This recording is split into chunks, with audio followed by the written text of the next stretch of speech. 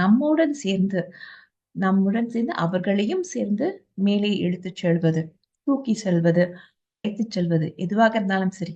அதையும் நம்ம மெனக்கெட்டு செய்ய வேண்டும். இந்த மியூச்சுவல் சப்போர்ட் அப்படிங்கிறது ரொம்ப ரொம்ப ஒரு முக்கியமான ஒரு விஷயம்.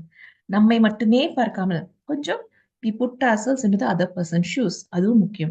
எங்கெல்லாம் கொடுக்கலாம்னா முதல்ல உணர்வுகள்ல இமோஷனல் சப்போர்ட் அது ரொம்ப முக்கியம்.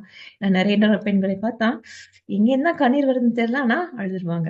அவங்களுக்கு அதை எப்படி வெளிப்படுத்த வேண்டும் என்கின்ற விஷயம் புரியவில்லை. அது பற்றி அந்த நேரத்துல உட்கார்ந்து நம்ம இப்படி பண்ணிருக்கணும், இப்படி பண்ணிருக்கணும், இப்படி பண்ணிக்க கூடாது என்று நம்ம பாயிண்டா வச்சோம்னா இல்ல, அங்க வேலைக்கு ஆகாது. You give that emotional support.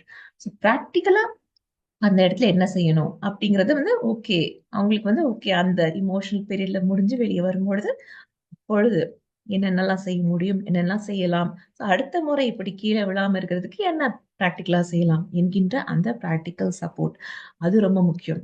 So ஒரு கணவர் மனைவியாக இருக்கும்பொழுது நிறைய குடும்பமாக இருக்கும்பொழுது என்ன இருக்கும், கோல்ஸ் தனித்தனி மக்களுக்கு இருக்கும். எல்லாருக்கும் வீட்டுல எல்லாருக்கும் 4 பேர் இருக்காங்க, 4 பேருக்கும் தனிப்பட்ட கோல்ஸ் இருக்கும்.